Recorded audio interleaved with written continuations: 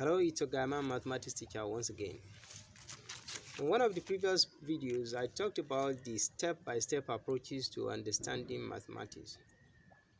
I talked about consistency, but one will ask, how could one possibly be consistent when he or she has not understood?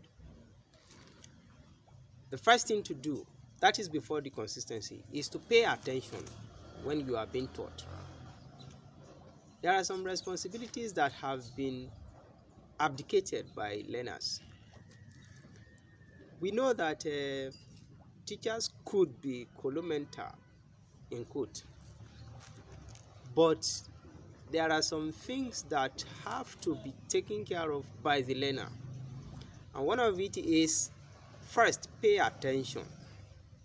When you pay attention, most likely you will understand, but if for any reason you do not understand, it is also part of your responsibility to ask questions. And if you pay attention, I can guarantee that the question that you are going to ask is going to be a kind of feedback to the teacher, and the teacher will understand from your question that you are paying attention. Much as you think that the teachers are colomental, as long as your question makes sense and suggests that you are paying attention, I doubt if any teacher would not respond promptly to you. And when that happens, you are not living on assumption. You are certain that this was said by the teacher. So that gives you better confidence. And you keep it in your left hand, like they say. So when you keep that, you have got that confirmed by the teacher that is correct. So the first thing, pay attention. The second thing, if for any reason you do not understand a step, ask questions. And when you do, then you can subsequently revise, and that is where consistency comes in. And most of the time, people are given homeworks, and I still challenge our teachers. Way back then, if we were given homeworks but we failed to do, maybe by reason of we not being able to solve it correctly, and we come back without bringing the solved problem, we were beaten or punished.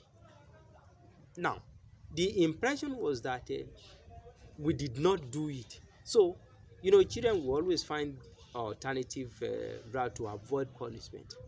So, we will now give it to someone who is older, who probably for some reason, somehow has understood how to do it, but is a senior. He, in turn, will send us to go and fetch water while he solves it in our absence, or we should just keep it, so he eventually solves it whenever he feels free. And when that is done, the objective of the assignment has been defeated. So I tell whoever cares to listen that assignment is one of the mechanisms designed to ensure better interaction with what you have learned, because on the average the period in a class is supposed to be 40 minutes to maximum of 1 hour 20 minutes. That's 80 minutes, which is not enough for any concept. Assignment is one of the mechanisms that are designed to ensure that after the class you interact more, and when that is done, you are likely to internalize it better. But most of the time, some teachers don't even bother telling us the objective of assignment. That's why when I teach any candidate and I give assignment, I explain that this assignment, and they come, they say, oh, Pa James, I forgot to do your assignment. I tell them, no, it's not my assignment, it's for you.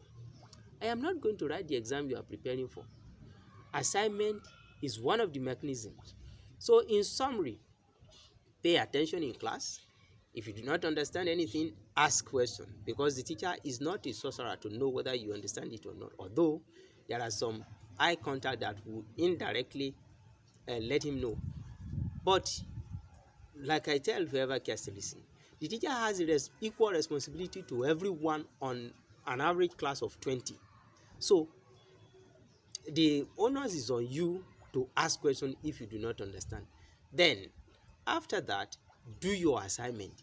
The assignment is also a kind of feedback. If you don't do the assignment, the teacher does not have a feedback. So his assumption is that you have understood, and life goes on. So it's important you do your assignment. That is after you have paid attention and asked questions when at whatever you do not understand. Then do your assignment. If you get everything right, you can continue to practice. You cannot take away the place of practice in the study and understanding of mathematics. Feel free to drop any comment, to ask questions, or you may even challenge my position.